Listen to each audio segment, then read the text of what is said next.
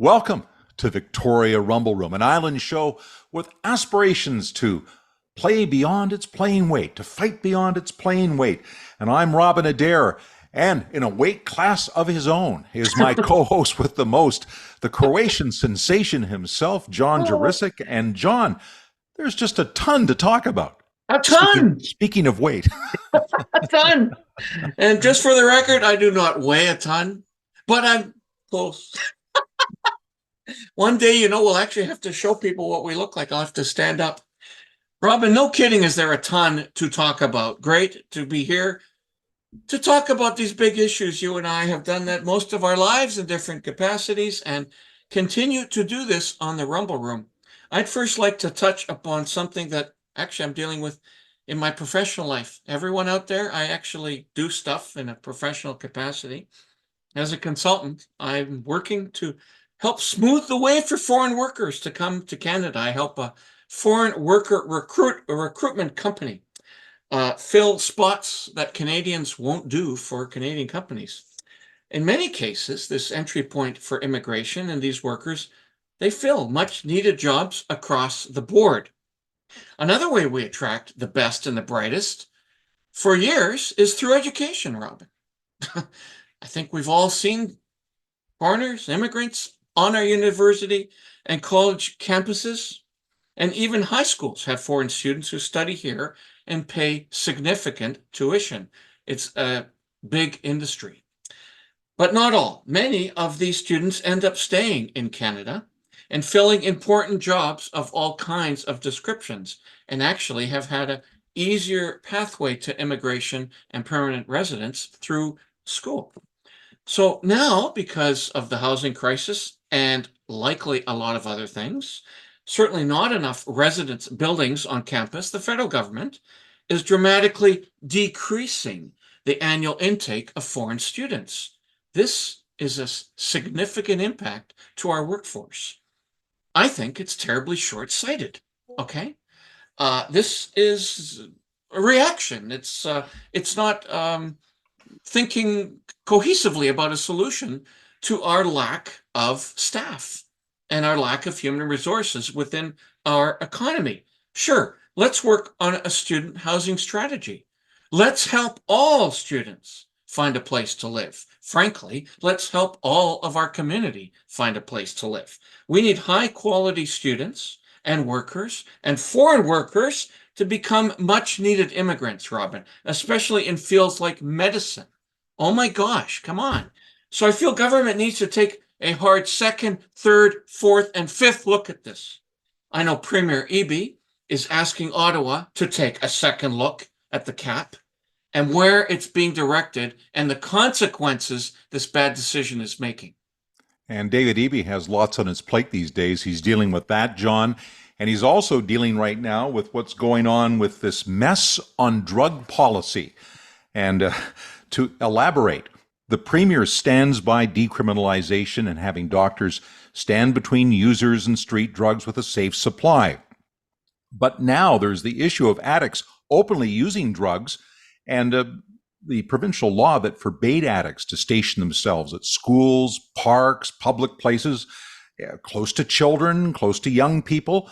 Well, they've been thrown out because the harm reduction nurses went to court. They went to the Supreme Court, and that BC Supreme Court ruled that the law infringes on the charter rights of drug addicts. Because they've decriminalized it, they have every right to take their drugs anywhere they want.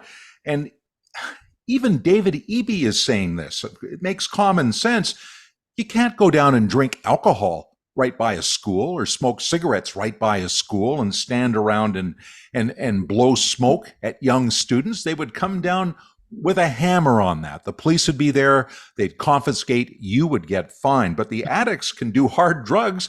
Aren't they under the same rules as everybody else? This is crazy. It is a terrible, terrible problem. We need to do more than create just 80 new beds to add to our 100 beds for treatment. 180 beds is doing very little to help stem this problem. But the law is wrong here. The charter is being abused, and addicts need to be kept away from public places where children play. Period. I couldn't agree more with you. The Canadian Charter of Rights and Freedoms is being abused. And lawyers and judges are enabling all of this. We live in a free society, Robin. I get that. We and our ancestors have fought for that right, but freedom does not mean infringing on other people's safety. Let's hope common sense prevails here. Absolutely, John. And, I'm getting all gunned up on this issue, and maybe it's time that we shift it over to something else. Yes, I know. I'm getting way too excited. Yeah, this is somewhat controversial, but actually not as controversial by any stretch. And it's been settled. The controversy in many ways has been settled. We're talking about Bayview Place, and it is going forward now with 9 new buildings that are going to be up to 30 stories high. It's going to be built around the Vic West Roundhouse.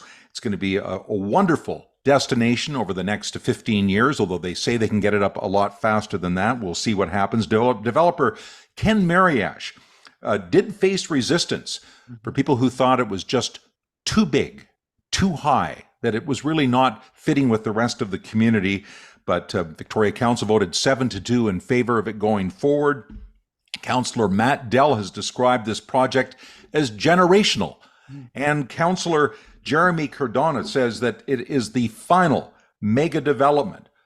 So the developer, of course, is very pleased with the result, 7-2. He's saying, great, let's get going on this. But he does quibble a little bit about being described as a mega project and the biggest and the most mega. So he points out that there is still 40% of the area is going to be green space. And this is what else Ken Mariash has to say on this matter. Now, for whatever reason, this project's been singled out. But if you think about it, there's 4 projects currently all the same size. The Harris Green one is the same number of units. The Chard one is the same number of units. And Dockside's the same number of units. So if somebody says the biggest of all time, they certainly don't mean the units, because I think you're talking about the density or concentration of units. yeah, well, we're half of everybody else, so everybody else is twice as dense. So they're at 6 and we're at 3, and that's why we can't understand the words, because it's not dense.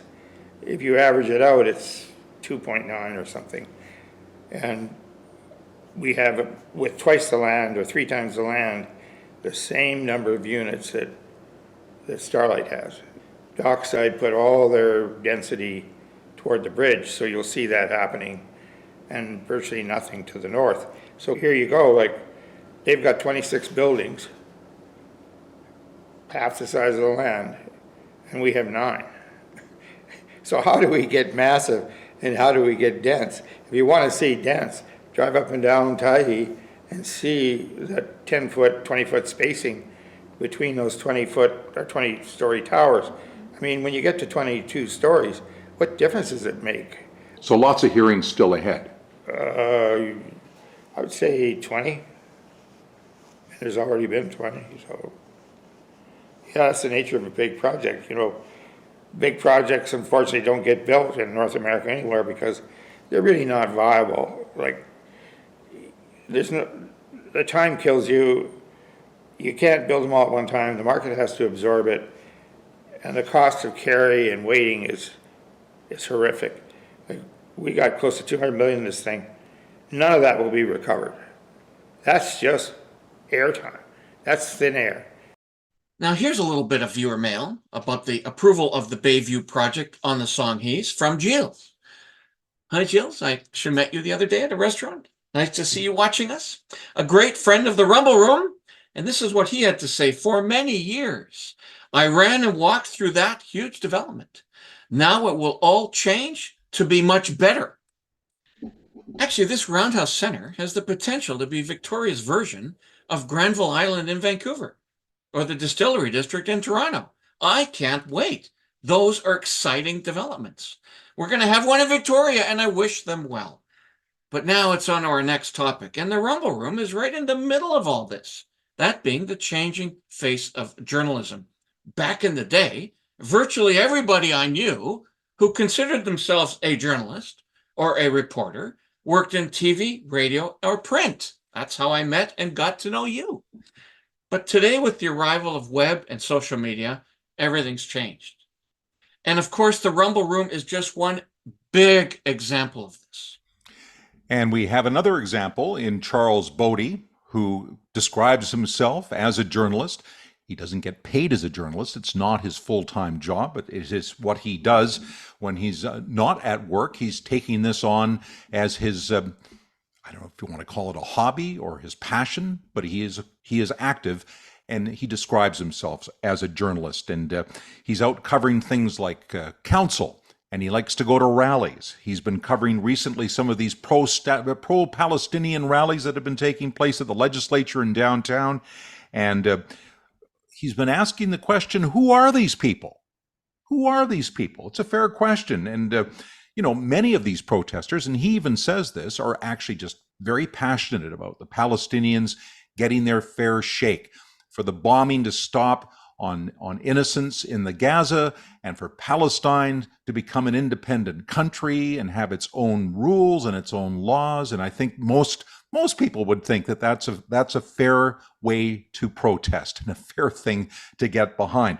However, he also says there is a core group that receive funding from outside sources that are highly organized, and they are actually paying people to protest. And so I'd like to hear more about it. Let's hear more about it from Charles Bodi, and we'll let you decide if you think he sounds like a journalist.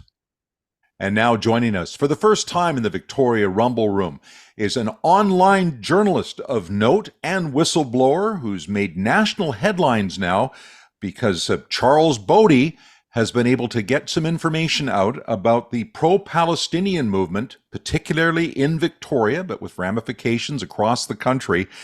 For example, who's paying for these professional signs? Who's getting these rallies organized? Are these protesters actually being paid for their time? And Charles, great to have you on the show. Yeah, thanks for inviting me. This is really exciting, and a lot's transpired in the last week, certainly since this information came out, and definitely since the growing movement we've seen since October 7th. So are these people, in fact, part of a big coordinated effort outside of Victoria? We're seeing it focused here, and it's where you've managed to blow the whistle because it's the terrain you know. But is this part of a wider group and a wider organization across the country? Well, certainly there's a lot of messaging and communication that comes out of all these groups nationally that are very consistent with one another. And if you start looking back to how this movement progressed from October 7th, it's very alarming how quickly it took off. And then the question starts coming is it a grassroots organization? And what is a grassroots organization? And if you peel back those layers, I started going, well, interesting. I'll start attending these and just filming as I do many different topics. What I do notice is not so much just regular faces, but people that I don't specifically recognize, but they'll see me. And when I'm standing there holding my camera, I'm basically you'll see me standing there. And this is what people see when I'm at an event. I just walk around, I don't hide my face, I just hold a camera in front of me, and I put that footage up. But what I've seen a lot is where activists from different events that aren't tied to one another will say very, inappropriate things to me. They say, F you, Bodi, hey, Charles, what are you doing here? Why are you here, Charles? I'm going, hey, I'm just curious why you're here. And this is from just showing up and filming. And I'm going, well, does the Palestinian community in Victoria actually know who Charles Bodi is? No, let's be honest. I'm not in politics. I'm not a community figure. I'm just a guy on Twitter who has a full-time job and does this as a hobby. But to have a significant percentage of a movement recognize me on a first name basis by face and full name makes me go, well, what is going on here? It's something that was worth digging into. Charles, no doubt. We're going to generate some interest from your comments online. So let me play the devil's advocate and ensure all of those folks are going to jump all over us and you that this is a fair and unbiased interview. Are there business interests or outside organizations paying you for your work? Okay, so I understand you're likely persona non grata with many of these activists and groups. Have you dealt with some of these Palestine protesters before on other blockades and other causes? So I guess you asked two questions. Is am I funded and have I dealt with these Yeah. protesters?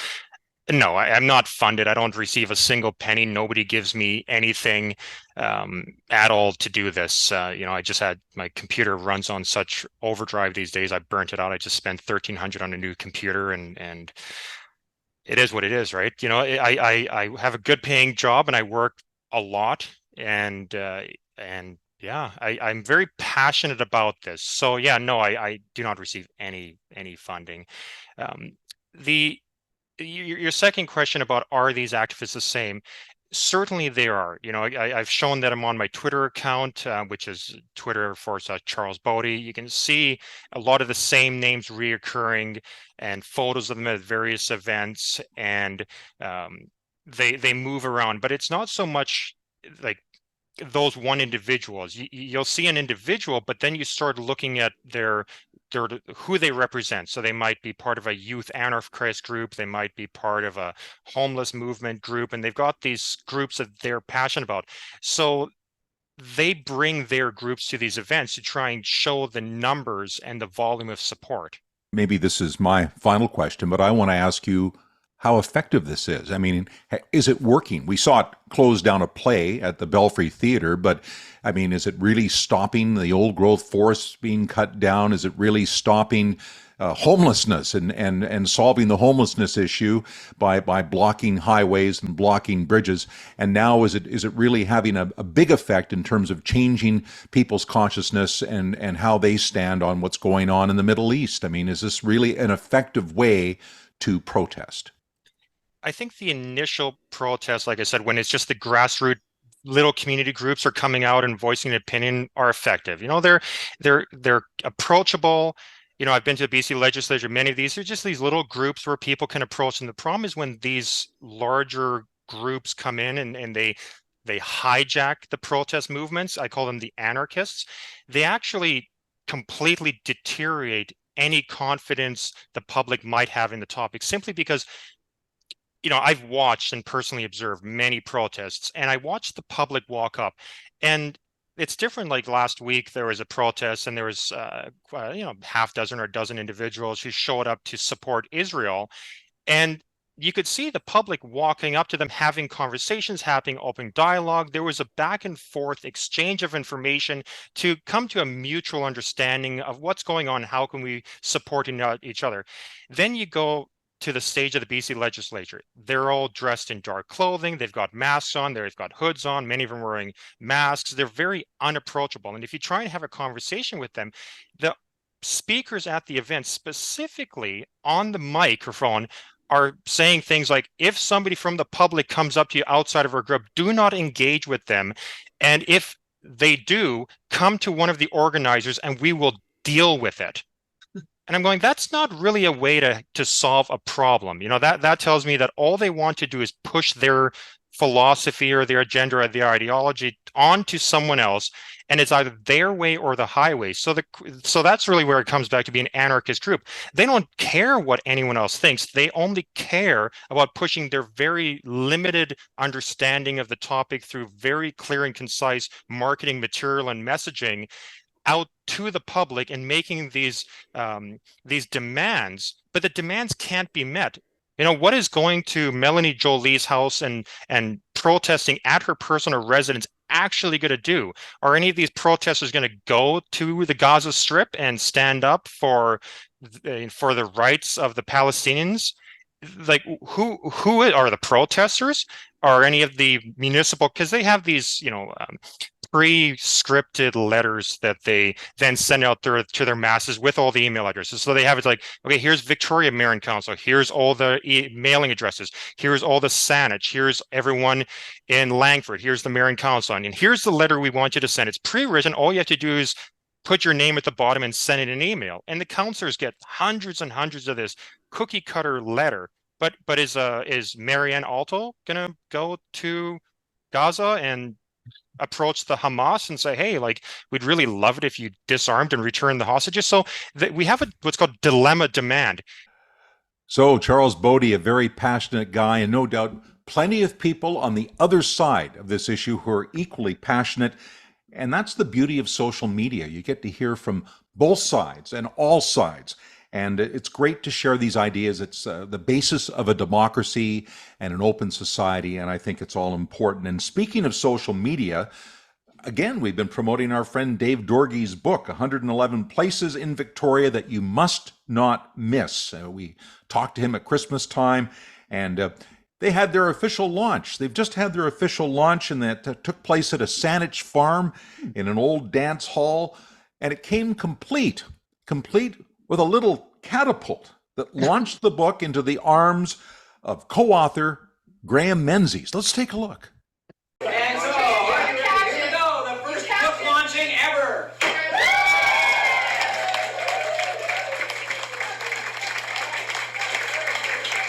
And incidentally, you can get this book if you order it on Amazon. I believe it's featured at London Drugs. You can get it on the BC ferries now. And you may well ask, what are you getting a cut from the revenue from this book? We're not getting anything. Dave Dorgy's a friend. It's great to promote something that we think is positive and has some merit. Plus, most importantly, I just love the catapult. I wanted to get the catapult on the show. On that happy note, Johnny, time to wrap up another Rumble Room. That's so great, and David's a great personality. I can't even imagine what it was like to work with him so many years ago, Robin. We want to thank, however, at this time always hits the show, doesn't it? The 1.6 million people, cumulative viewers who've tuned into our show over the past 2.5 years. Can't believe it. It feels like last week. Anyway, heck, 60,000+ just tuned into the Rumble Room in this past month, Robin. So what's the best way to see our show on a regular basis? Well, we certainly have a numerous amount of platforms, that being Facebook, X, YouTube. You can hear us via Podbean as you're running around the city or riding your e-bike. There is, of course, Instagram and TikTok and all kinds of other ways. Who knows how people are listening to. We're actually posting on Reddit as well. So on that note, I don't consider myself a journalist. I think that's quite obvious, but I believe what we're presenting on the Rumble Room is most definitely journalism. So I continue to learn and grow into the job with much enthusiasm, and I remain, as always, your Croatian sensation, Johnny Juricic. And John, I think in many ways that journalism is a great shingle. And over the years, I guess I've considered myself an announcer, an anchor, a reporter, a journalist, even a pundit. But a name isn't as important as the effort. And that's what we're doing every time we do this show, which is what I look forward to. I'm Robin Adair, and rumble on.